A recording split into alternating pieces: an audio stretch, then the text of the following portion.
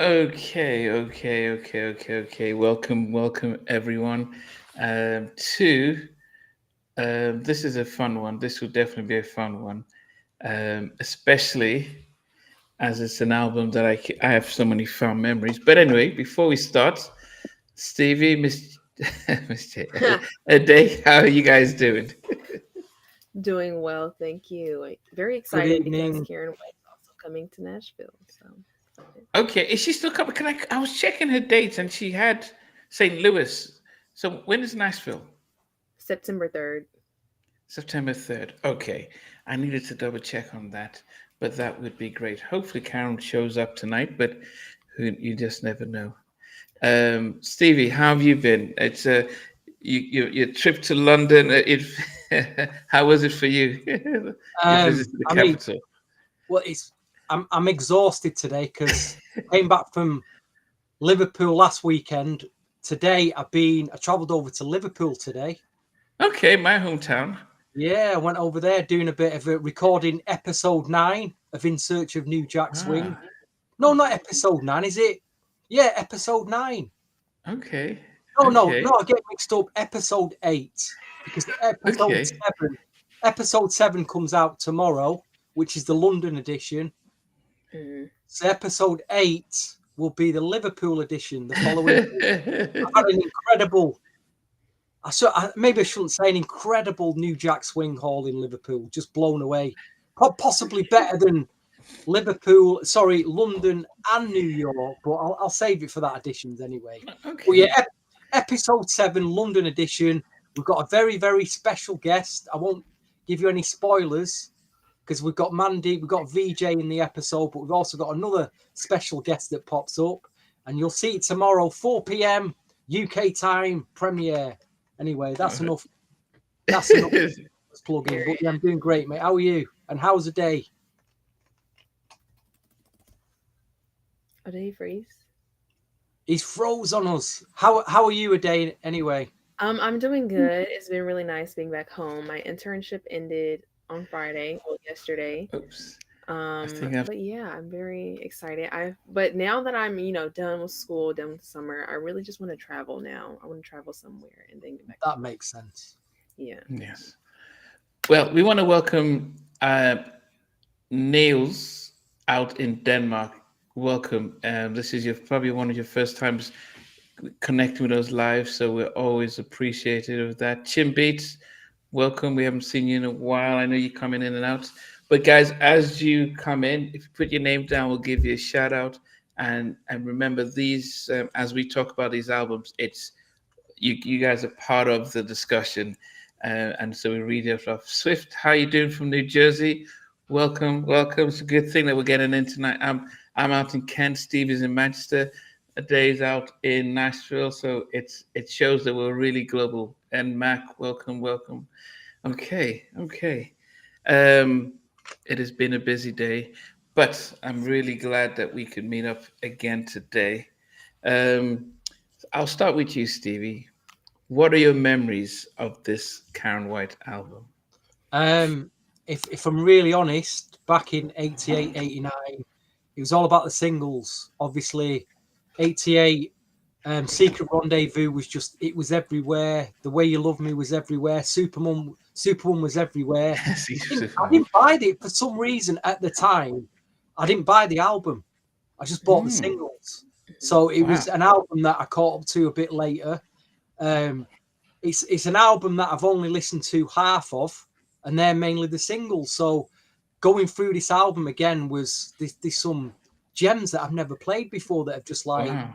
oh, this is incredible. But it could have been, because I've checked all the credits now, this could have been an album, I wouldn't say a very different album, but it could have been an album of two different halves, because obviously you've got the powerhouse production unit of LA and Babyface on about 4 tracks. But there's No. another 2 tracks on here recorded by Jeff Lorber and written by Carl Sturkin and Ivan Rogers. Now, there's another 2 tracks. They did 4 tracks in total for this album because the other 2 tracks were on B-sides. And I've listened to it and I'm like, why didn't you just put them on the album? They're strong enough to be on the album. Which songs are those? Love on the Line and The Language of Love. Both were like B-sides to Love Story and Superwoman. I think that was Wow. it. Yeah, so I you've don't think got I heard those ones. tracks out. I don't either. I don't think I've heard that either. Yeah, I mean, there's only 9 tracks on the album. They could have fitted one more on to make it. Yeah, in '88, I mean, I think the Guy album was 8 tracks. Yeah. I think Home Again was not Home Again. Any Heartbreak was a little bit more, but My Prerogative, Don't Be Cruel album was about 8 or 9 tracks. So it wasn't the norm to put more than 8 to 9 tracks on an album back then. But I'll give you a little tip. In the last few years, there's been a CD reissue. It's a double CD. It's got the remastered album. It's got them other B-side tracks on it. And it's got all the remixes. There's 2 CDs and there's stuff from when she worked with Jeff Lorber in '85. Tracks. It's like a complete overview. And it's a brilliant overview of this album in its entirety. You get all the remixes, instrumentals, dubs, the B-side tracks. It's a brilliant package. I would say get say $20, £20 together and buy that double CD reissue. Then you've got the whole lot then. And you're not like me running around buying the tape cassette version, the LP version, the CD version, the CD remaster, all the 12s with the mixes and going There you go. Okay. Right, I'll let a day speak now. I'll let a day speak. Peabody Black, welcome. Glad you could finally join us live. Lax Exit to Brooklyn, welcome. Ade, what are your memories? Well, I said memories. When did you first hear the album and what were your thoughts? So when I was little, I would watch a lot of Littler, you mean? Yeah, when I was a little younger than what I am now. I just remember watching a lot of different TV shows, and then some reason it would be the woman, like the matriarch of the show, would always mention this song. They would be like, "I'm not your superwoman, Karyn White," and I'm like, "Okay, I heard it here," and then I would hear it like a few weeks or months later, and then one time that sticks out to me is when Lisa said it on Sister Sister. So I was like, "Okay, let me go find the song and see what the hype is about." And so I heard Superwoman. And then from there, whenever I would find a song, I would listen to it repeat until I knew it word for word. So that was my introduction to Karyn White. Wow. Yeah. Well, it's good at least that you were able to catch on to that. Jay's Got Bads, welcome. So when you did listen to the album, what did you make of it? The entire album? I absolutely love it. Like, a woman is actually, from a woman's standpoint, it talks about relationships, like, especially if a man tries to, try to take you out your character, Don't Mess With Me. That's one of my actual favorite tracks. I know we're going to get into that later. I'm just so shocked because I recently found out she was like 22 doing these songs. Yeah. I'm like, yeah. What? But I'm just blown away by Karyn White, like, especially ever since, I heard Superwoman. It's just, I love it. Tens across the board. Yeah. Music tips and reviews with JG. Welcome. Yes, seriously, got to change my name. No fighting in the comments today, guys. With the day being here, no Lady fighting. Q, welcome. Okay, I remember when this album came out, and I was in boarding school, and I must say that I think look at how stunning Karyn was looking. Yes. Still looks. And the fact that she because at this time it was still the time when a lot more lighter skin artists were featured compared to then when Karyn shows up, she just looked like one of us, and she was the energy, she's wearing heels and performing, and it was like, wow. Now I think of all her videos, I think Superwoman was such a big one, and Secret Rendezvous as well. But I think when you go through the album and then you listen to it, and two things I wanted to say. One, Karyn White will get her full masters of all her albums next by the end of the month. By September, she'll own her masters to both her 3 albums from Warner Brothers. So that's going to be amazing because then she's going to be able to reissue them and and then everything from this album comes to her. And secondly, I think it was just a sense of the sadness that LA and Babyface with Daryl Simmons, because Daryl Simmons co-wrote a lot of these tracks, well, all the tracks, they didn't do her follow-up album. And this was due to industry politics. And you know what? When we listen to some of these songs, we realize that I think Tony Braxton's debut album would have been Karyn White's sophomore album. And even Daryl Simmons didn't know why they couldn't work with her. And all the songs, I think Tony, they may not have been a Tony Braxton if they had continued working with Karyn White. Because when you see even some of the duets with Babyface, that precedes anything he did, better than anything he did with Tony Braxton and or even Pebbles. So I think, and we'll get to talk about why they didn't work with her on the second album, but I think that was just, I think she would have been their main outlet alongside Pebbles, but I think she carried the songs a lot richer and stuff. Okay. I mean, Dandy, what about this though? Right, you got to think of what was going on during that 1987-88 period where New Jack was just starting really, it was just getting going. But if you take what I call the big four females of the time, which Karyn White included, you got Jodie Watley, you got Janet, and you got Pebbles. They were all doing this late 80s dance, funk, pop, R&B sound. They were the first to do it really in that period. And obviously after that, it went more hip hop, more swing, more R&B. Yeah. But Karyn White was one of the first with them other ladies to I don't know what genre you could call it. You know, a track like Secret Rendezvous wasn't strictly New Jack, was it, in production? But it had like a really funky dance R&B sound. You know. Do you know, I didn't recognize the diversity of our panel until Sheridan Elliott mentioned it. You got the white guy, the black girl, and the black. Well done. Because we've been doing it for so long, I just don't even see it anymore. If VJ was here, it would have been a true diversity. But yes, it's, I think, good to think it out. But it's actually you realize that we just truly love music, and but we'd like to do that with you guys as well. So as you guys make comments, you can see it's part of the show. So thanks for pointing it out. Politics and the protocol of the business.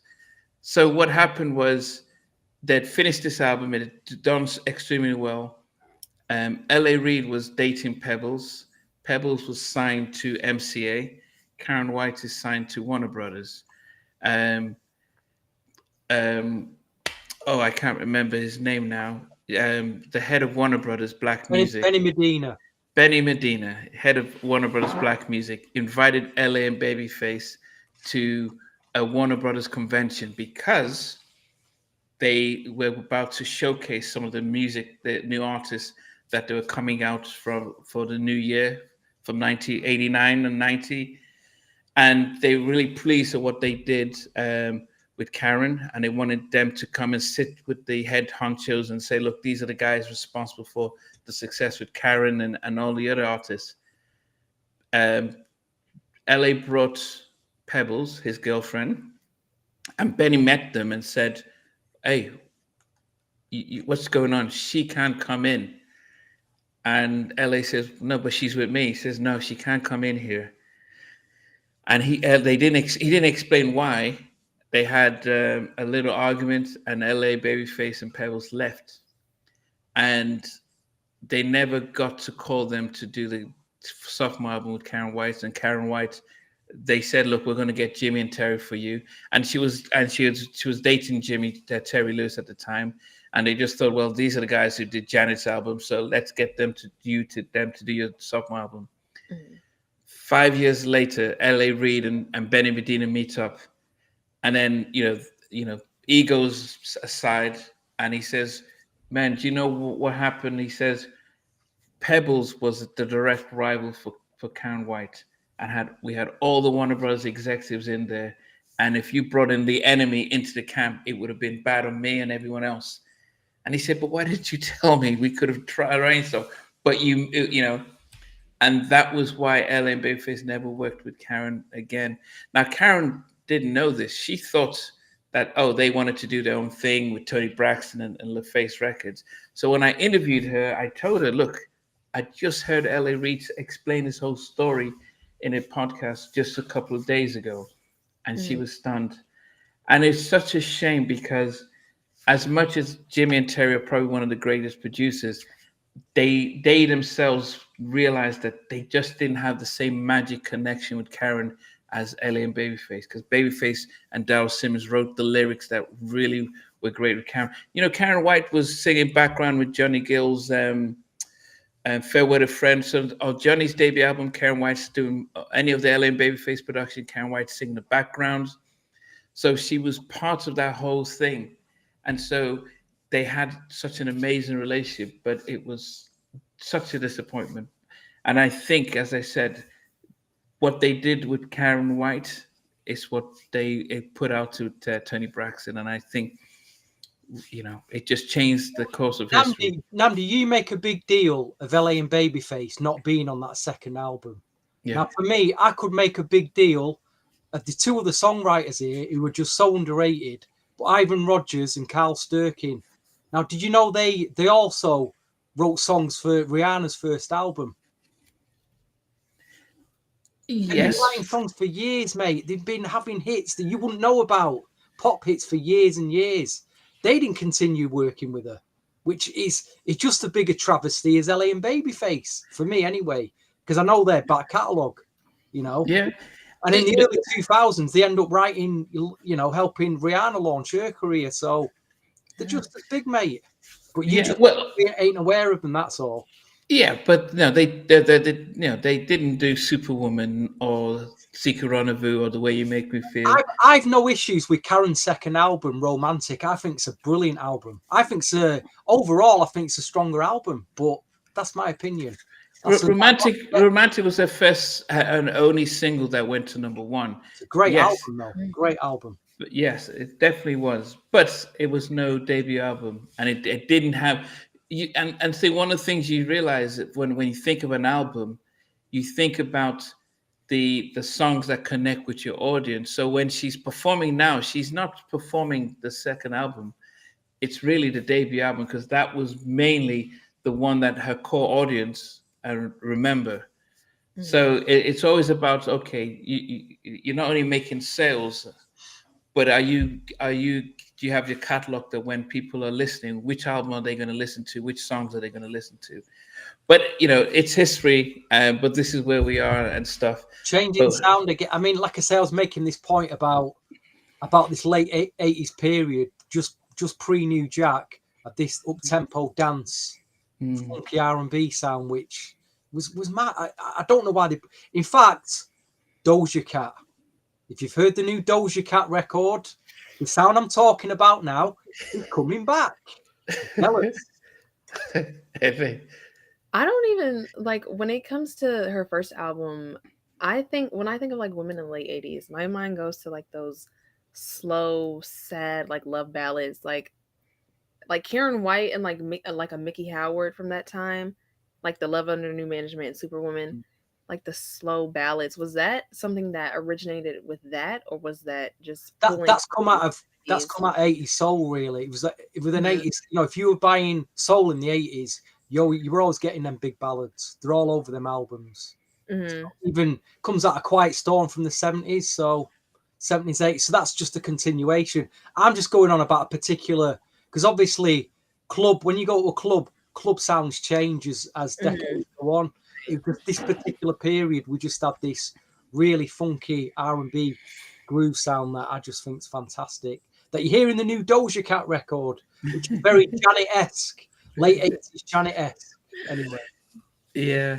But if you also think about, I think the big insight is in '89, so in '88 when this album came out, it came out I think a couple of months after Any Heartbreak.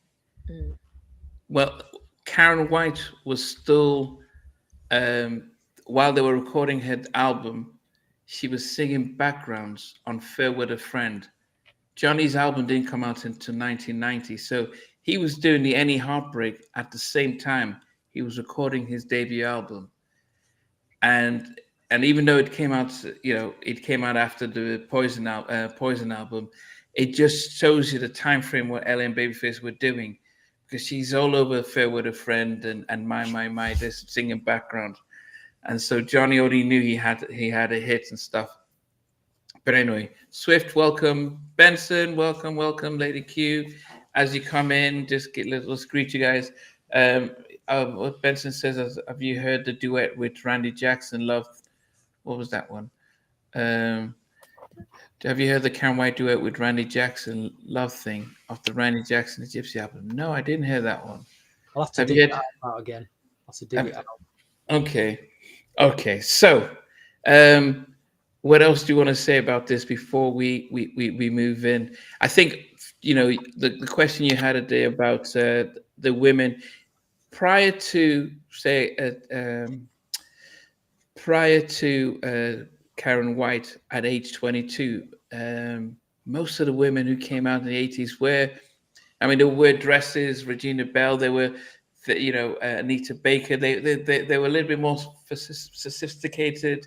They were a little bit more mature, and even Angela Winbush. Those, the kinds of the kind of women that we were getting. By the time Karyn came out at 22, how old are you? Are you 22? 22, yeah. Yeah, I just imagine at your age coming out and just dancing. If you think about Secret Rendezvous video, she's doing the Running Man and she's wearing high heels. And I'm thinking, we talk about Beyonce dance with high heels. See what Karyn was doing back in '88. A day is musically 22 going on 42. Literally. Okay, Jalen said that Karyn probably also sang the backgrounds of Roni. It wouldn't surprise me because they were doing, LA and Babyface were doing everything at the same time. And when I spoke to Daryl Simmons, he says, he, Karyn White, and Babyface, they were doing all of the backgrounds, and Karyn was in the studio, so they really used her. And I just really, anyway, I don't want to keep harsing on that. So Stevie, going through the album now. So guys, we're going to go from our number 9 down to our number 1. Day you were trying to just jump in and say, this is my, we kind of, the suspense is like, I can't imagine who's got what we have for number 1 stuff. Okay, Stevie, what makes you number 9 on this album? A track I barely played at all, but as surprised me production wise. The song itself is very Wavy Candles. Let's all, I can imagine this at the end of the night singing about, let's get the world right. Let's put the world's problems right. Let's get your candles. Let's all join together as one, as a unity. And, you get all that nonsense. But the actual production, the flowing mid-tempo melodic, I love the production on this. Jeff Lorber production, keyboards programming, produced, and Ian Prince. Writers, Ian Prince and Jimmy Scott. Guitar, Dave Huff, whoever he is. Background vocals, Bunny Hull, Ivan Rogers and Sharon Robinson. One Wish. Just a bit. Let's all get your lighters and your candles in your head. I got one wish. So yeah, I'll have that at number 9. Thank you very much. Okay. No Wall said that 1988 was a good year for music. Steve, do you want to remind us some of the albums that came out in 1988? Oh, we'd be here all night.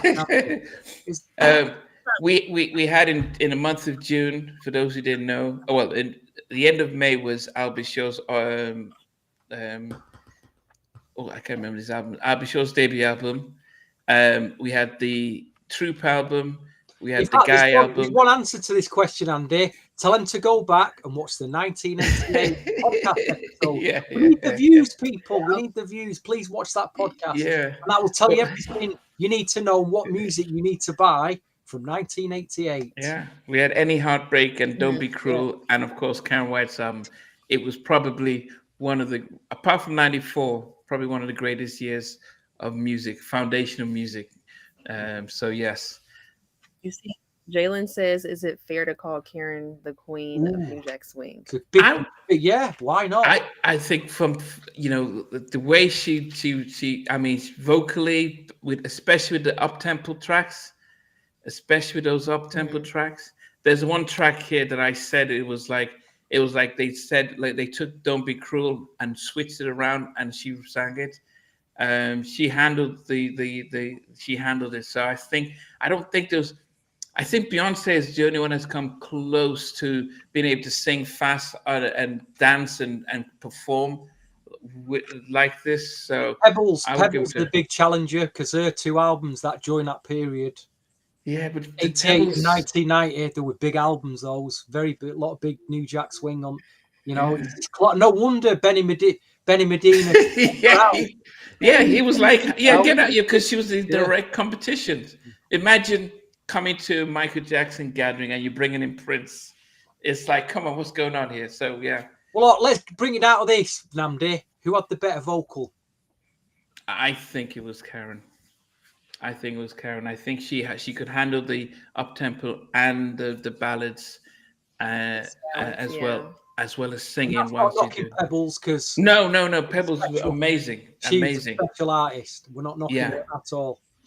Yeah, amazing. But I think she carried it. I think she carries it. I mean, yeah. Ade, you're number 9. My number 9 is one of those songs where, I remember, Namdi, when you interviewed Milk and Steph, you were like, this is a side chick anthem. It's not a side chick anthem, but Family Man is at my number 9. Like, if I didn't know you were a family man, I would have, taken you seriously. Like, if you didn't have kids, maybe she would have taken him seriously. If he wasn't married. So, is it because it was is it the lyrics or the song itself? Oh, no! It's not the lyrics. It's not the lyrics. No. That was just so funny to me that song is called Family Man. Okay. Who was? I think Tony had the song like that, Stevie, when we did it at Tony Braxton album. Oh, I can't remember what the song was. What was it? No, from her debut album. Oh, I thought you'd see if you remember. Anyway, Love Should Have Brought You. No. It was the one about a guy trying to date with her, and he's like, "Look, don't cheat on me," kind of thing. I can't remember if you remember it, but anyway. It will come to me as we go along. Okay, so I'm sure somebody might pick it up here. But my number 9. I wrote down here Michael Jackson "Heal the World" song. So I know which one you pick now. I know which one you pick. So yeah, One Wish. I think it was a beautiful song. I must say it was a very beautiful song, and I thought if Michael sang it, it would have just been perfect. But for a 22-year-old, I think it was just a little too mature for her. It just and it didn't go with the rest of the album, because the rest of the album was fun and energetic, and then this was like, I want to make everyone nice and heal the world, and I'm like, okay, that's like, yes. Yeah, so Karyn, don't hate me, but yeah, One Wish was probably my least favorite, but it was a beautiful track again on it. It's Love Affair. Did somebody say yes? Chin Beats, thank you. Love Affair. Yeah, that was the song. If you listen to Tony's debut album, Love Affair, same type of thing. Let's see, who wrote it? Oh, no, it was Tim and Ted. I don't know who Tim and Ted is, but it was that type of song where look, Ian Prince and Jimmy Scott wrote which the one? record. One Wish. Yeah, yeah. No, I'm talking about no, the Love Affair, because Tim Beats reminded me of Love. Yeah, Oh. Love Affair was the song that I was thinking about that was similar to Family Man. Yeah. You keep Right. thinking you're all me, like, well, Ray J's One Wish. No, it's not Ray J's One Wish. Yeah. Oh. And here, when Karyn wasn't holding no baby when she was singing it too. Yeah. Stevie, number 8. It's not a track that I played back then, I'm really at odds with this record because when I first heard it, I put it at number 6. And then I repeated playing. I thought, nah, I can't go at number 6. It's got to be further up. But I'm at odds with 1, the song, and 2, the production. I've got no issue with either, but I just don't think they work together. I don't think the song works with the production. And the reason for that is it's a dance groove. It's that late 80s upbeat dance groove. You're in a club dancing away. You know, and there's some girl there, and you might take a little shine to her and do a little dance, and then she starts singing, "You ain't a family man," and you're like, "What? I'm in a club. I'm enjoying myself. I'm having a dance." And you're telling me I'm not a family man?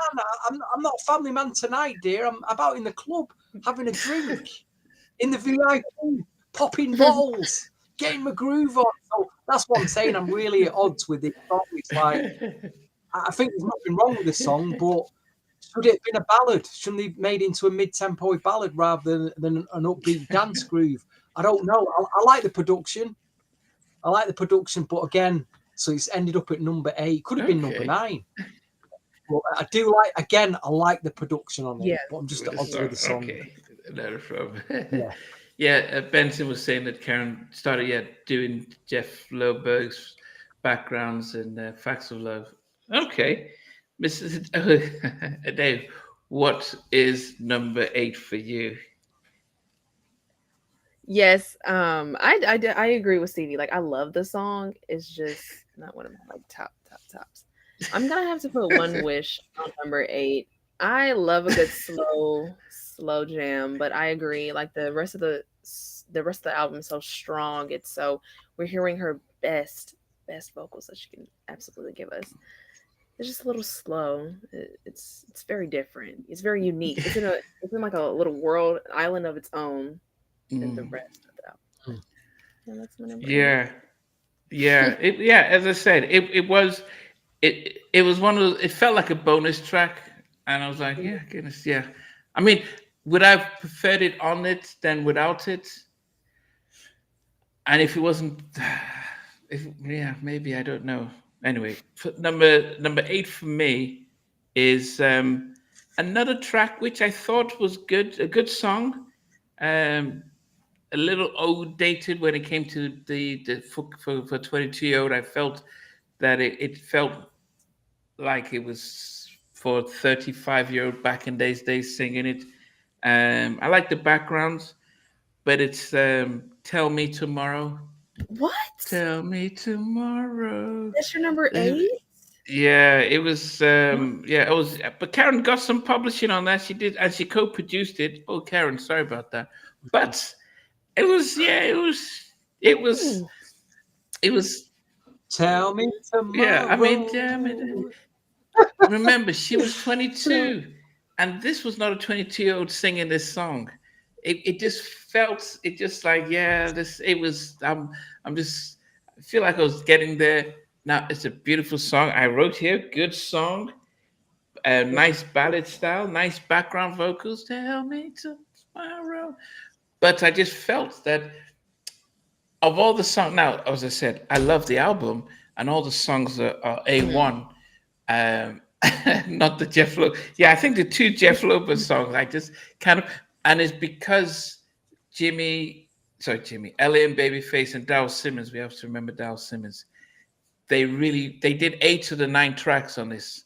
They wrote 8 of the 9 tracks. Sorry, they wrote 7 of the 9 tracks. They produced 6 of the 9 tracks. They didn't they wrote, but they didn't produce. Slow Down. Steve Harvey did, but Daryl Simmons and Karen White wrote that. So it was their signature on the bulk of the album, and I think just the theme of the album. I think those two Jeff Lorber songs they just didn't fit in as it could have. Don't do me too wrong. Secret was my number one to go. No worries, Peabody Black will catch you. Go ahead, Stevie. I wish you wouldn't told me you're a family man. No, come on. Yeah, we've had that 7. one. Number 7. On another day, this could be in my top 5, but it's not in my top 5 because again, I've just never played it. I've only listened to it in the last few weeks. I wish it was higher. I do think this should be higher in my chart, but it's at number 7 for that reason. I think there's a lot more to this than what you're saying about the song. You're kind of dismissive of it, but I think it's a really strong song.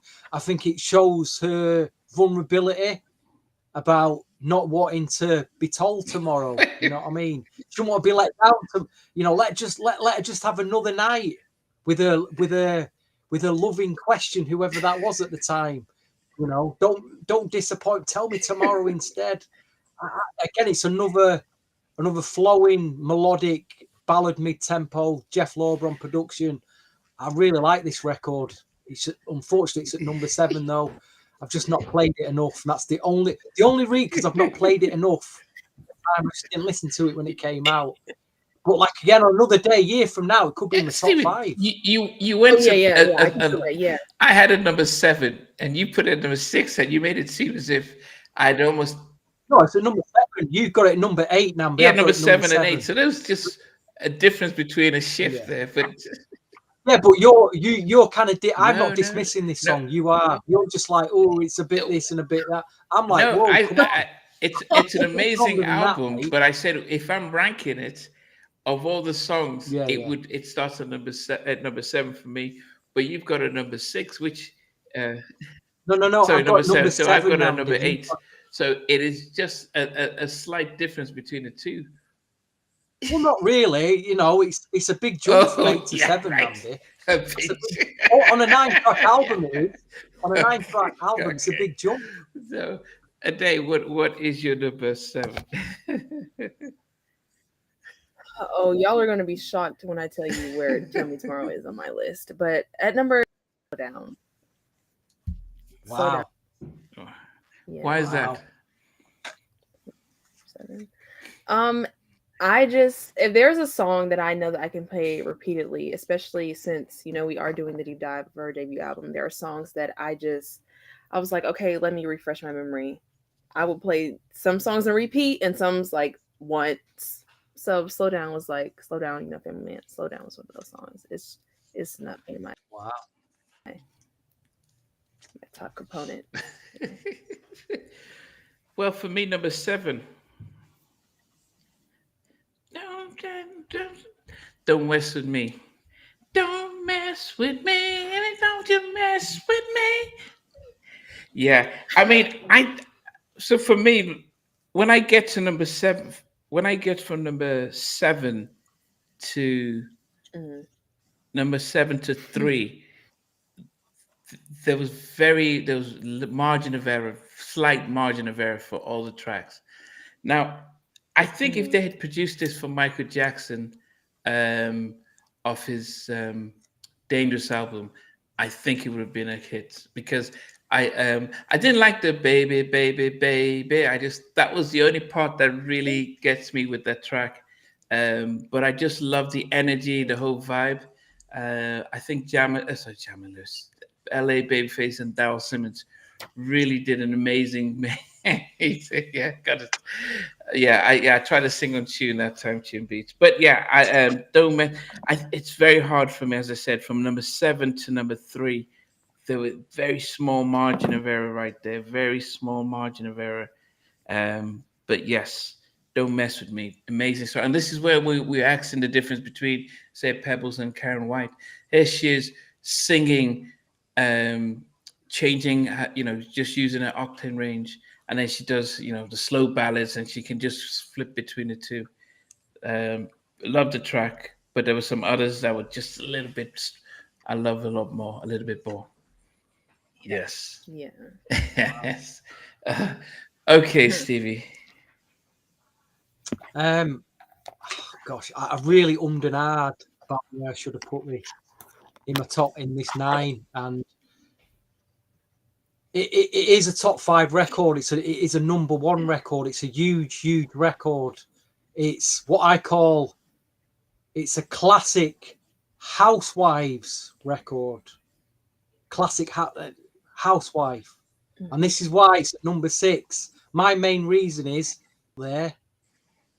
How, are you going to tell me when you dig your Karyn White LP out and you put it on the deck, is this the first track you go to? Do you really want a woman singing to you saying, "I'm not your superwoman. Da, da, da, da. I'm not your."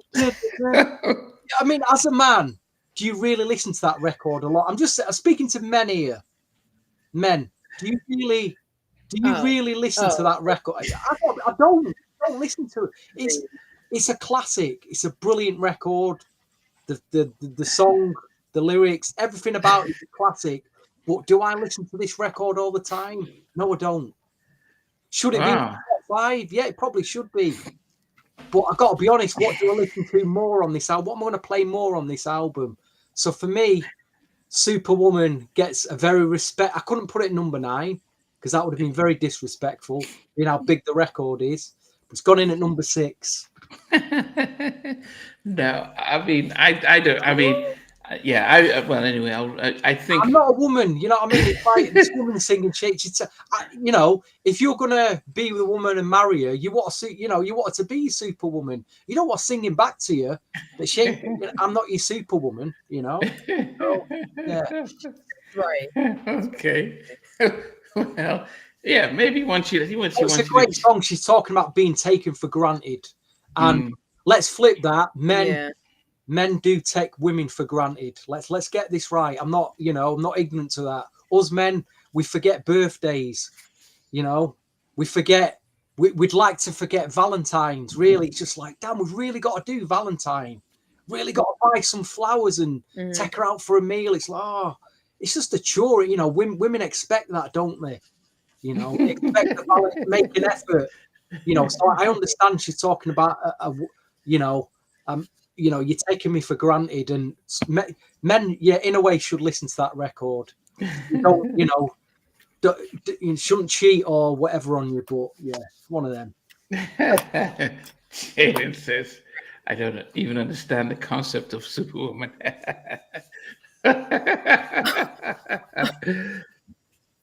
To be fair, Okay. Raylan is 19. All right.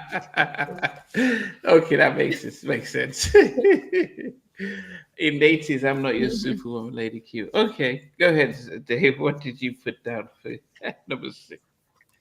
Wow, Stevie, I'm shocked, but I understand at the same time. I understand. I see your point of view, but I have "Don't Mess with Me."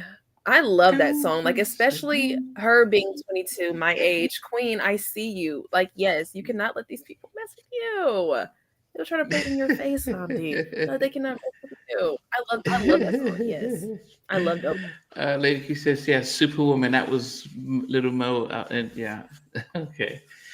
Okay, yeah, "Don't Mess with Me." Yeah, I mean, it was a nice production and stuff. My number 6 was produced by. Now, I actually thought when I saw his name, I was thinking, I didn't realize Steve Harvey can produce records. I thought Literally. No. Whoa, it's not the same. It's not the. I'm sure it's not the same Steve Harvey. I did ask her. It's like, oh, so you had Steve Harvey, comedian, can write and produce, and she says, no, it's not the same Steve Harvey. That's what I thought. It's not the same Steve Harvey. The song was written by Daryl Simmons and Karyn White and Steve Harvey, and what I liked about "Slow Down" is that it sounded like it could have been recorded in the 90s. I think the only change would have been, when they had the electric guitar solo. If back in the 90s they were using more of the keyboard stuff, like Teddy or R. Kelly, and I think if that was the only thing you switch in it, and I did want it to be a slightly slower, a beat just slightly slower, and it would have been much higher for me. But I felt it was just it was a song from '88 that sounded like it could have been released in mid '90s with a little bit of a tweak in there. So beautiful vocal range and beautiful track as well. So you had that at Yeah. what, number 6? At number 6, yeah. So Nate, it's a different Steve Harvey, the same name, but it wasn't it wasn't the Family Feud, Showtime to Apollo Steve Harvey. But it was the same name, and I thought it was in Karen says now. Okay, all right, top 5. So as I said, when you have a 9-track album and the album is beautiful, it definitely becomes really hard just to think, how do you get your top 5? Go ahead, Stevie. Number 5 for you. I wouldn't have been mad if they'd actually released this as a single. I also think that was it written for Pebbles, because the production, it sounds like a Pebbles record. This sounds very much like Girlfriend Pebbles, or maybe they didn't give this to Pebbles because she already had Girlfriend. I do believe there was a fight over Girlfriend, weren't there, with Vanessa Williams and Pebbles? I think Vanessa Williams was desperate No. for that record. So what happened was they played it for Vanessa Williams. They had only I think they had signed to do the production. I think it was like 20,000 to do two records with Vanessa Williams. When they met with Pebbles afterwards, and Pebbles at the time had a very a rich partner, and she says, "Oh, I want those tracks. We'll pay you double." And yes, so and they were like, "Yeah, sure, we'll cut it on you." And this was at Babyface who said it, that when they were told they were going to get paid double by right then they cut it on Pebbles, and Vanessa wasn't happy. Yeah, but anyway, yes. So that was it. Went. I think that song went to the right artist anyway. But number 5, I do really like this record. It's "Don't Mess with Me." Don't mess with me. Oh, that is a tune. It's made my top 5 very, very easily. okay. It'd have Okay. been a So single. even baby, that part. Yeah. We could have had an extended mix, dub mixes, instrumental. I wouldn't have been mad. I wouldn't have been mad. Okay. A day. What's your number 5? I have Love Saw It featuring Babyface. I love the mix of Karen's rich tone, and Babyface has like a soft, soothing tone. I love his voice, and I think that they both come together super beautiful on this song. And like, speaking of Pebbles, and do you think that Karen White would have sounded good on Love Can Make Things Happen? Ooh, yes, good point. Yeah, I think she would. I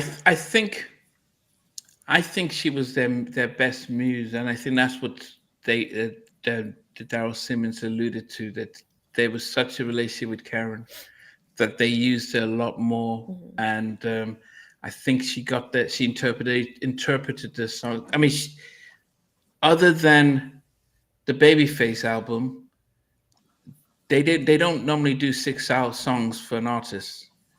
And they didn't start to do this many songs for an artist until they went and worked with Tony Braxton. It's unheard of for LA and Babyface, for artists that wasn't signed to them, to do more than 3 or 4 songs. That shows you how much they're just banging out the songs. So I think she could have done anything. But at the same time, they were doing her songs, they were doing Pebbles, they were doing all these artists, and they had the magic formula, because the album, the songs they did was very much of R&B pop. Compare this to, say, Groove Me, which came out, the same year. That was more funky and stuff like that. But this was more pop. This was a little bit almost like "I'm Your Baby Tonight," but a little bit toned down. But this is the type of album, and it felt appealing and stuff. It felt yeah. So she could have sung anything Pebbles did. Yes, and Mac, yeah. But it was good. Yeah, that's definitely interesting. But they're not fighting though. We're not. We're not going to think. Um, yeah, Chimby thought he thinks that their production could have gone to any female artist. I'm sure they could, but it's delivery though. It's and I think Karyn just came with the whole persona at that young age and with the energy. She was a performer and stuff. Yeah. Okay. Okay. So number five for me. Where am I at? Where's number five? Number five was strangely enough, I'm sure this was one of the songs that they released and had a video to, and I think before listening to so for those of you guys, so when we decide on an album, I normally take an entire week just to listen to it again and continuously, and this song probably would have been in my top 2 or 3.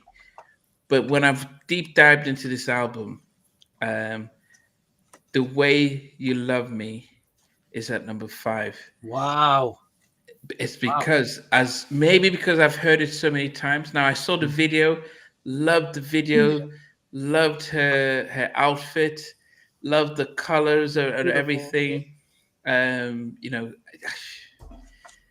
think I'm watching the videos today, and I'm thinking, Karyn White knows my name. It's incredible, isn't it, Andy?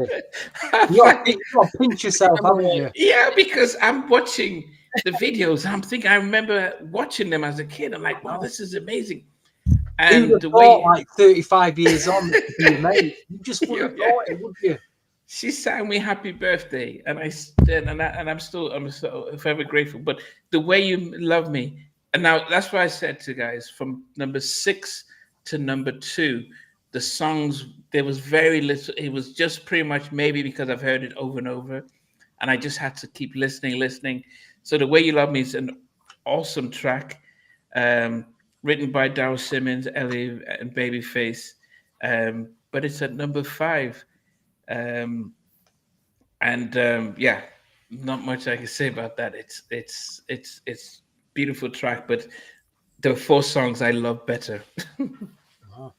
Okay, all right, that was the number 1. It was a beautiful sing. It's actually, I think if you had asked me 20 years ago, I probably would have had it higher. But I think listening, happy song as well. It's a very happy song. And I think it was. Yeah, it was. And Mac, no, I haven't yet. Yeah, no. He asked me if I've said Family Man. I said no, not yet. Wow, Stevie, number 4 for you. I think this is possibly the most sophisticated song production on the album. I think you've got to be in a certain mood to really appreciate it. It's a song that the real soul connoisseurs will probably go for on this album. An 80s, if you're an 80s soul collector, not a new Jack on R&B, proper soul music, I think you're really going to go for this track. I don't play it a lot, but it's a brilliant track. This it's only made number 4 though, but the duet, Love Saw It with Babyface and Karyn White, very sophisticated. The changes in the track and the singing. It is a great track. It's a great track. So number 4 for me, Love Saw It. Okay. Day, what's your number 4 for you? I have The Way You Love Me. I absolutely love the video. Like Ryan just said, she looks beautiful. She looks amazing in that video. But I do have a few more faves that I can put up there. It's. I love it. And the thing is, she still looks amazing, and she dances the same way. Yeah. So much energy, and yes. Number 4 for me I think I had the same as NMAC. I would have said that when I started listening to the album again this week, this was probably number 2. But I think as I kept listening, it has dropped to number 4. Probably watching her perform in this video. You guys should also search for Karyn White on Arsenio Hall, and it is the most amazing. And she's wearing high heels, and she is unbelievable. I watched that and I'm thinking, oh, so we rave about Beyonce, but look at Karyn White on Arsenio Hall performing Secret Rendezvous. You'd be floored about how she's able to just. And I think if you also look at her perform it on Showtime on the Apollo, amazing. Secret Rendezvous to me is Don't Be Cruel Part 2, because she's rapping in it, and then through that, and then she's doing the Running Man, and she's just doing everything. DOA Allen is in the band, he's in the video, the producer. Beautiful track. Also, if you listen to the song, you might hear the what was it? Was it? No, it wasn't that one. No, it wasn't that one. It's a different song. No.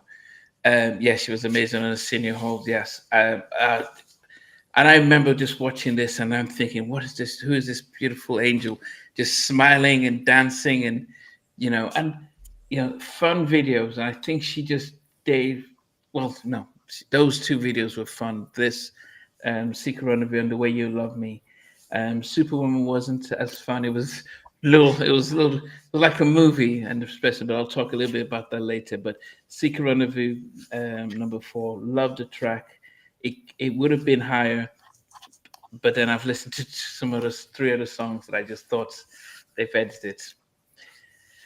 All right. She was killing that Running Man. Yes, she was. Stevie, we're down to the top 3 now. Top 3. Wow. Gosh. I don't know whether to put this at number 2 or number 3, but it's at number 3, and that's The Way You Love Me. Like I say, it's a very upbeat, very uplifting, happy song. I mean, that chorus is so catchy, isn't it? It's so memorable. You don't forget that record. I think that is a classic of '88. It's a classic track. So yeah, number 3 for me. Okay. He could have got as high as number 2. It's a number 2, 3 track for me. But it's a great record. Great record. Yeah. It's a very happy video and stuff like that. Yep. Okay. Ade, what's your number 3 for you? Tell me tomorrow.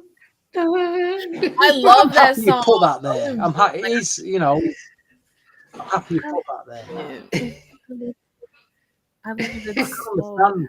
Like that's why I keep bringing up slow ballads. Like I love a good ballad like that. I can like sound horrible in the shower singing. Like, and Karyn White is one of those people. Well, this is like all old music to me, but it makes you like feel exactly what she's talking about. Like it's nothing surface level.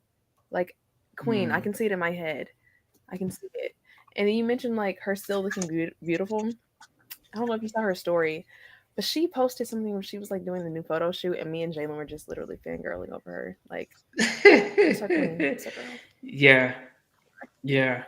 She's yeah. I mean, as I said, I love the album and I love the songs, and I think it was just when you're listening to it for review, you're in a different mindset, and so you're like, okay, I need to find faults in anything so that I know I'm not going to put it higher up. And it is a beautiful song, and I love the background vocals and stuff.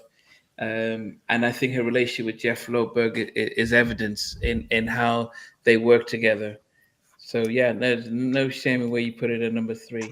There's a Jeff Lorber CD from about '85. I'm not sure if Karyn's on this one, but that's got some great stuff on it. I think she joined in '86, but okay. Yes. Karyn White used to run track in high school.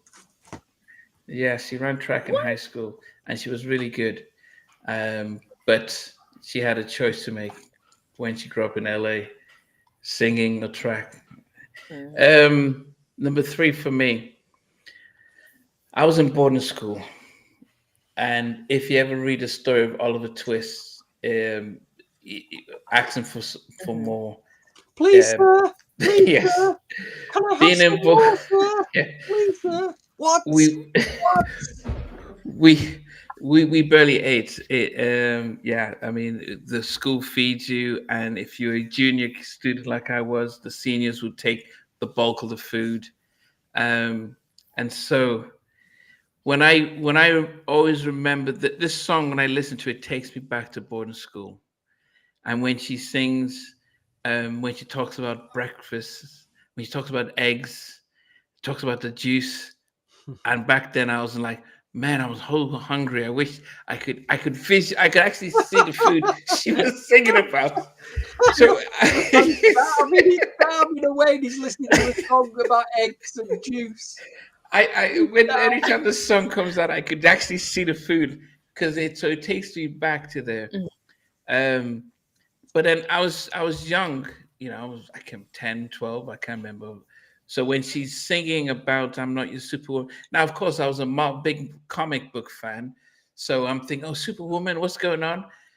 But then, and then the video itself, I couldn't really understand the relationship because I was a kid, as I said. But who's this other guy? What's he doing? I'm so still very, very kiddie. But as I said, it's on the album. I think it's the song that wins the Grammy Awards. It's the song that wins the. It's a song that is up there. Um, this song was the template for Waiting to Excel. I am going to play the song and then put Mary J. Blige's "Not Gonna Cry," and you'd see that this is what their babyface went to Superwoman when he did the album "Waiting to Excel." This was, and that's that whole "I'm Not Gonna Cry" and Oh, Excel, gosh. all Oh, those type of songs from the Waiting to Excel oh, movie. dearie me. This was Oh, Superwoman. no. Superwoman was the blueprint for those Oh, songs. imagine a compilation CD of songs like that. You'd have to get your sleeping bag out, wouldn't you? You'd be like that. Do you know if we do it, if it is probably it would win any if you were to rank all the soundtracks of soundtracks, it's the ultimate soundtrack within the R&B community. That's everyone loves that soundtrack. It was a beautiful film, beautiful soundtrack. No, But but I was just if you got songs out like Superwoman and Not Gonna Cry, and it'd be women who would be buying not that CD.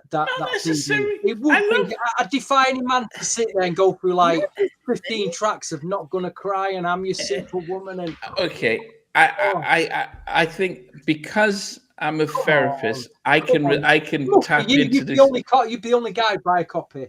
Yeah, well, maybe okay, guys out there, M Mac, Chim Beats, They know Jeremy, what I'm all you talking about. Them guys. guys know what I'm talking about, Namdi. If They you ain't buying that CD, mate. They're not going to buy it. tell us the truth, would you guys buy the Wait to Excel No, over wait. what? Come on, you can't. The whole Waiting to Excel album has different stuff on it. Yeah, But okay, yeah, but because that's a very. But I'm talking about if you take specific songs like "Not Gonna Cry," yeah, not gonna cry or "Superwoman," and Superwoman. Yeah, yeah, yeah, yeah. It's no David Foster, but anyway, Superwoman. Um, I think her vocal range was amazing. It was the storytelling was amazing. I think I have to give props to Babyface mhm. because, and I know sorry, Daryl Simmons, because Daryl will say that Babyface will start it off and he comes in and adds to help finesse it and everything like that. But the fact that she's at that young age at 22 is saying, look, man, you're taking me for granted and stuff. Um, the only crying shame was when Babyface was being honored on BET and he got Fantasia to sing it. Mhm. I didn't appreciate that at all. I didn't appreciate that at all. But then Karen was slowly coming back out. I think just like Jackie McGee's "Make It Last Forever." I don't think anyone else should be touching Superwoman other than Karen White. As good as Fantasia is, but she didn't deliver. So, Superwoman at number 3 for me. We've considering we've spent a lot of time on that song, considering it's only at number 6 on my chart and number 3 on yours. So let's see if someone picks it for number 1. Consider how big that. You know what? I would tell you that on today's Saturday. On Wednesday, it was number 1 for me, and it shifted from number 1 to number 2, and this morning went from number 2 to so it was number 1 up to Thursday, and it just shifted after. As I said, I keep listening and listening and listening to the album, and I said it's probably, as I said, it's probably the best song on the album. Writing, productions, vocally, best song. But the thing about what we do here is our favorite, so it's a personal choice. So if we're ranking what's the best song, that's number 1, best song on the album. But it's a personal opinion, and that's why Ada's got "Tell Me Tomorrow" so high up, because it's one of the. It's so it's not about the best. So that's the fun part of that about what we do here is like everyone talks about their favorite. Stevie, number 2.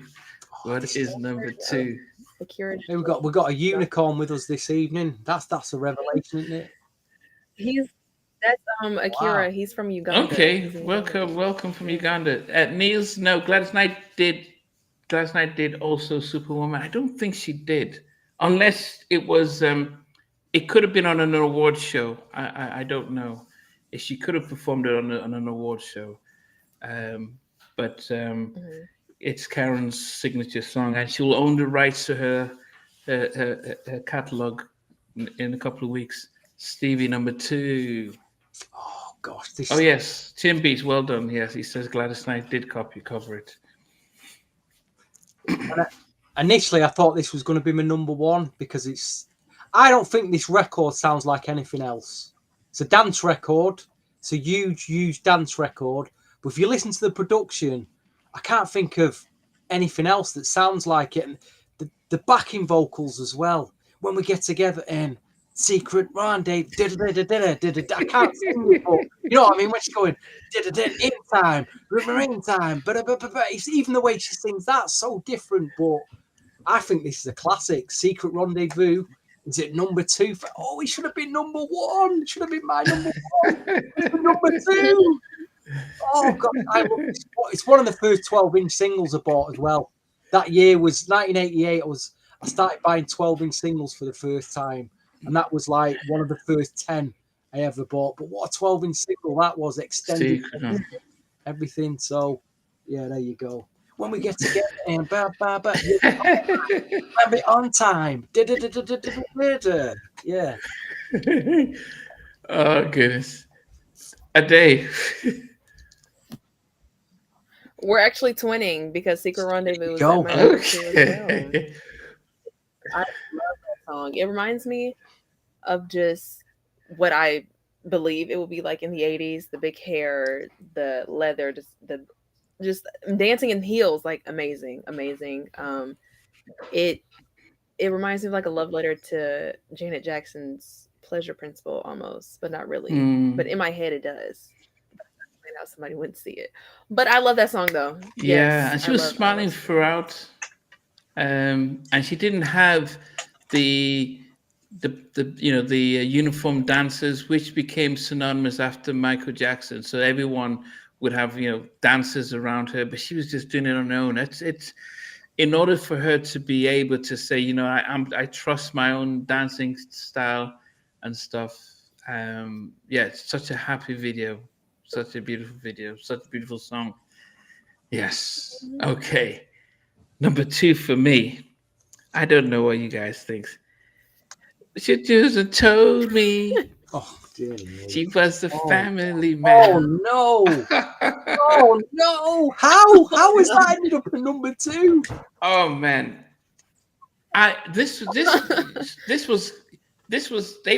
when they wrote Girlfriend. They had, if you listen to it, the whole. Even it has the little even like the if I was just waiting for her to say, "Yo, deal, join in." I could hear Babyface. I love the song. It is so. Wow. I wish they'd released it as a video. No, I no, no, wish no, they had no, released no, the please. single. The production is probably my favorite production of on the album. And I'm just stunning. Just to know is that This should have been a B side. They should have made you should have made this track a B side and put either Love on the Line. Love on the Line should have replaced it. I love Family Man. This was, I Oh, mean, good. the thing as I mentioned, I go through the album, I listen to it, and I'm like, okay. Then I listen to it again, and the only song that makes me smile is when Family Man comes out. And I'm just like, oh man, I'm visualizing how they could have done a video, the production. And there's a part where there's just Oh, yeah. no music, just the drums, and then she's singing. And they had the choir, the Don't Be Cruel choir was in there. Beautiful track. Love the track. Wow. It was just peaked out from number one for me, but oh goodness, favorite track on the album. The production wise, it was Girlfriend.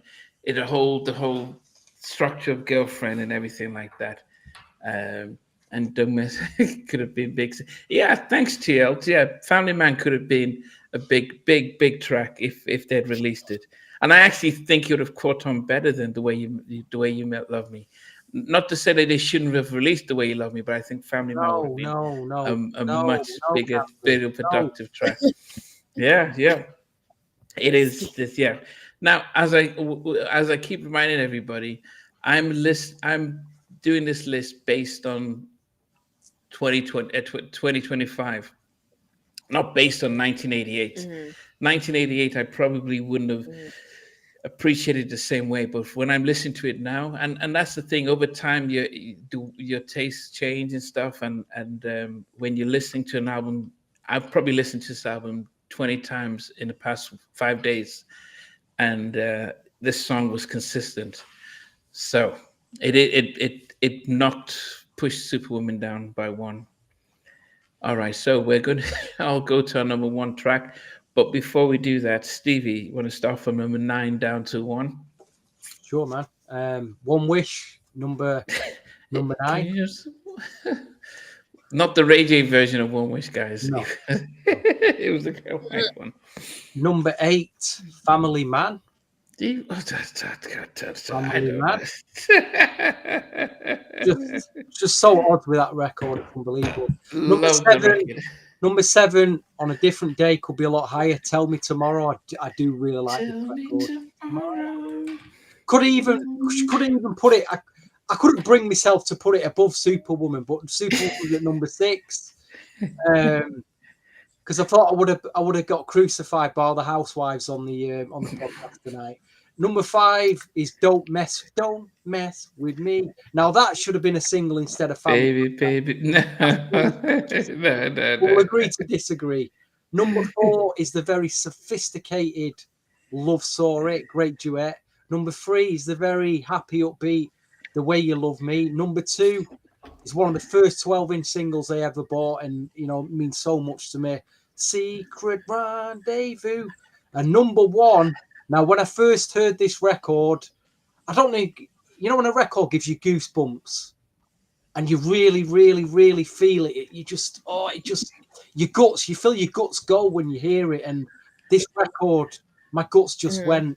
And within soul and R&B, if you talk to most soul and R&B connoisseurs, people who love and collect this music, and you say to them, what one instrument don't you want in a record? And I know what they'll all say. But it's actually does have this instrument in it, and the only other group that I know can pull this instrument off is the Isley Brothers. They always have big screeching guitars in the ballads like Summer Breeze, and also they're the masters of the screeching guitar. But most soul music lovers don't like electric guitars or guitars in the tracks. But this slow down, my gosh. When that guitar comes in and oh my gosh! Let me just read the credits. Slow down guitar. Whoever Donald Griffin is, it's one of the greatest guitar solos I've ever heard in my life. That Donald Griffin, big shout to you. My number one is the killer Slow Down. It's the killer track on the album. I had this so high up. Slow down. It's all about okay. meeting up with somebody, but just taking it slow. The love's there, you feel it. We got it there, but just take it easy. You know, don't move too fast. Great. Miss Seven, you're welcome. Okay, so Stevie's got his slow down. Miss Go J. back and listen to that record now. Listen to it again a few more times. Let it sink in. It was a single, Emma. It was a single. It was released as a single. There's never any video for it. No video, yeah, and there was no video for what's the other one? Love Sore as well. They didn't do videos. I don't know why. Yeah. Okay. A day. 9 down to 1. 1, okay. 9, I had Family Man. And then Show her the red That's one card. with- Show her the red That's the card. right Family place Man. Yep. 9. And then One Wish was 8. And number 7 was Slow Down, which I'm gonna keep listening to it, and I'm probably gonna be obsessed in a few weeks. So stay tuned. Yes, Slow Down, and then I had Love Saw It, Don't Mess With Me, The Way You Love Me, Secret Rendezvous, and at number 1, Okay. Superwoman. There are no mic drop. Superwoman is one of those songs that, okay, people may say it's overplayed. It's a classic, but I never get tired of the song. This song touches me every single time. Karyn, Queen, you did that. And I don't think it's overplayed. And as I said, on the album, it's probably, Grammys go for record of the year, song of the year. This is the best record on the album. But I think when it comes to favorites right now, it has always been my favorite Karyn song until recently, as I've just been going through this. I wish they would have told me. Yeah, and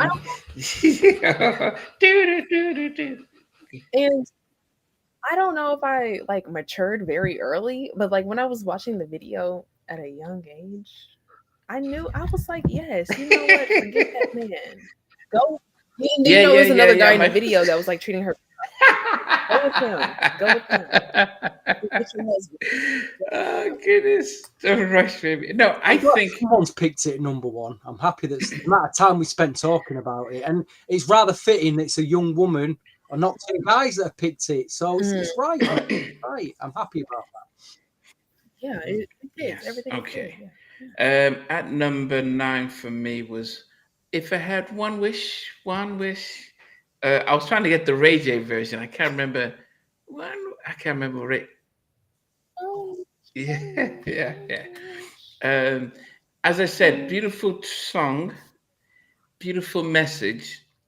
But when you get reminded of how young Karyn was at the time she's recorded it, I thought it could have been on a third album. Tell Me Tomorrow, beautiful song as well. I loved background vocals, but it was number 8 for me. Number 7 was Don't Mess With Me. It's strange because my 9s, 8, and 7 were just in the order within the CD.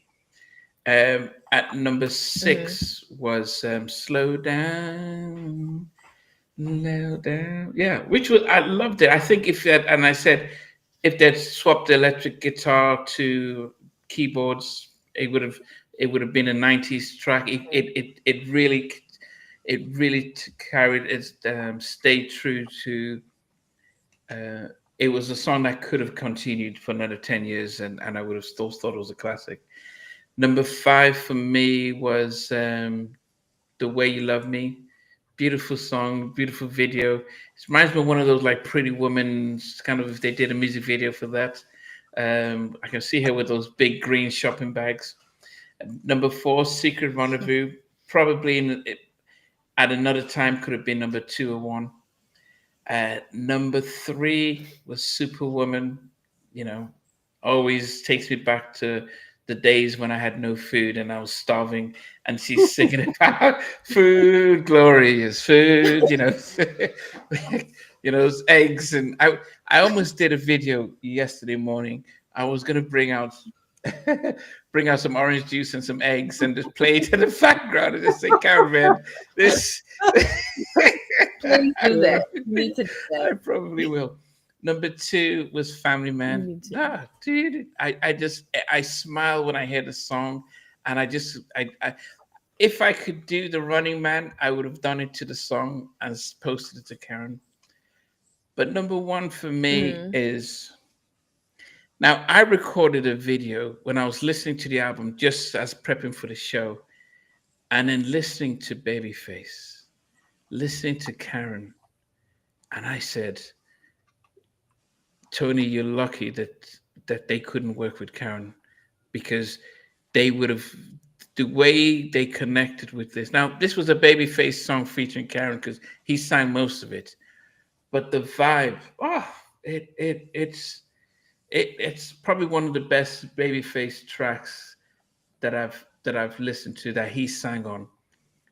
He's had, he's when I see you smile and when I see you again and stuff. But I think the way he's sang on this, the vibe, oh, you hear it once and it's like shivers down the spine. It is such a sensual song. Karyn performs this on his shows, but she gets different people to help sing it. But this was, I wish they had a video. I do not know why they did not do a video, even though it was released as a single. They're gonna, maybe Sony didn't want Babyface to because when was his album? Did he come out? His Tender Lover, was it 87? So that was 89, wasn't it? 89. Okay, okay. So if Tender Lover came out in 89, you can imagine this album came out in October 88. So Sony probably says, Sony, Columbia or Epic says, no, you're not going to do in a video for another song just before you release your album. This was, I love this track. It's a great choice, Namdi. It's a great choice. Yeah. I'm glad, we've had 3 great choices tonight. Yeah. Number 1. And they've all been slower songs, amazingly.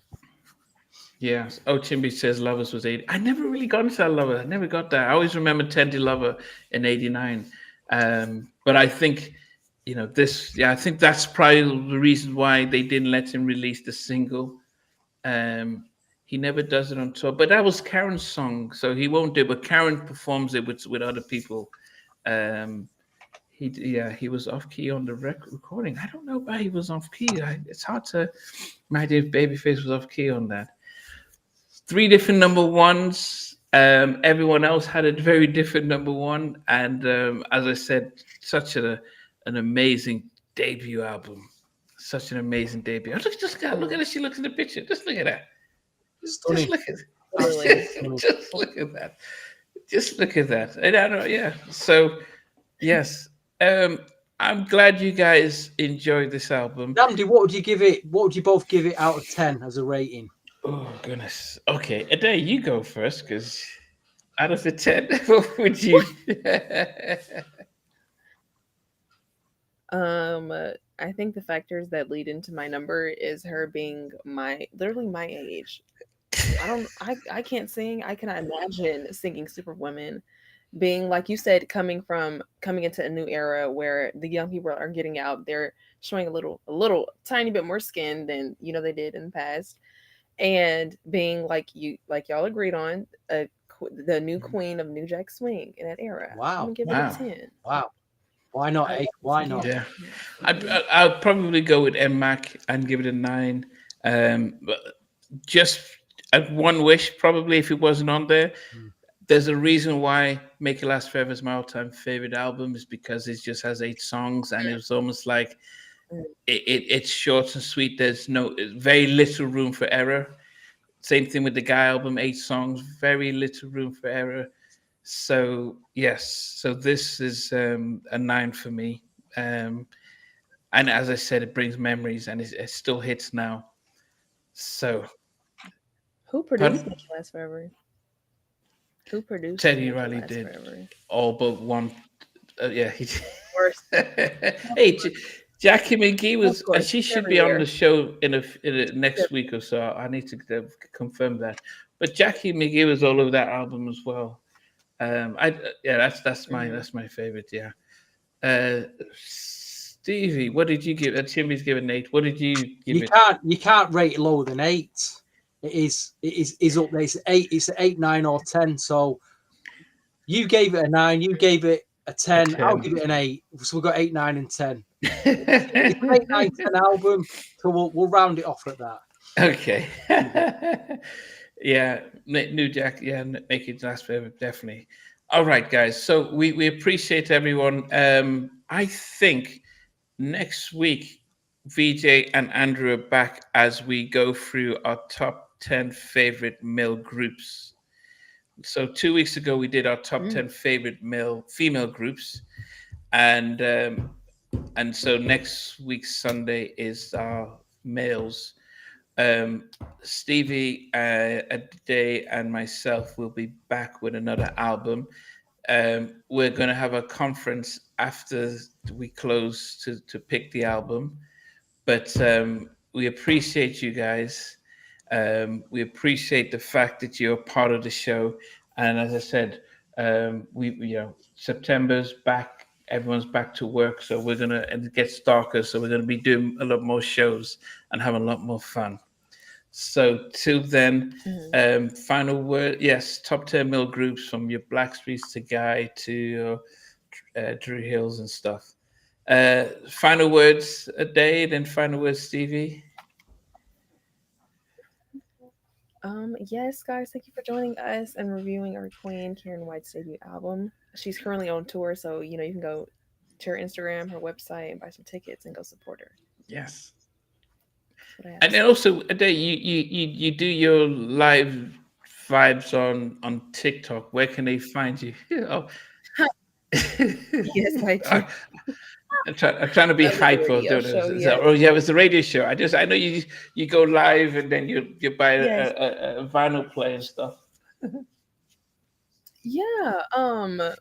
I am on Instagram as Ade Lane, and then TikTok, YouTube as Addie's Diary. But the links are in like each bio. Yeah, so guys, come see my radio show. I mean, we got to register to TikTok. Oh gosh, I'm not on TikTok. Yes. Stevie, final words. Bit of TikToking. Tune into New Jack Swing episode 7, streaming tomorrow 4 p.m. on YouTube on my channel, Stevie Street _. Shameless plug. Thank you all for it. Means a lot to us that you tune in and watch. Whether you tune in live, spending an hour and a half with us crazy 3. Thank you very much. Or if you're watching afterwards, appreciate you taking the time. It means a lot to us. Thank you very much. Thank you. Yes, Benson, myself, VJ, and Stevie will do the end touch on our mid-Wednesday sessions. Jeremy, we had done Troop. We've done all the albums, I think. We even had John come and do the Troop catalog. So we've really rocked deeper albums. So we've done the Troop, all the albums. So yes. But guys, thank you very much, and catch you soon. Hey guys, thanks for watching. Thanks for being a part of Halftime Chat. Please remember to subscribe, share, and comment. But most importantly, why don't you become a member of Halftime Chat? We've got amazing videos, amazing perks, and being able to support the channel. But anyway, thanks for watching. Take care. I never participated in that kind of. And somewhere in between us, or even loving us, on which I didn't miss you. What was it like growing up? She's still making an impact on 4 houses down. I have a couple of pieces. Trying to get this one and that one. That works for you, but just for me, No. Okay. They don't understand what Jodeci's voice winning Oscar. Play it.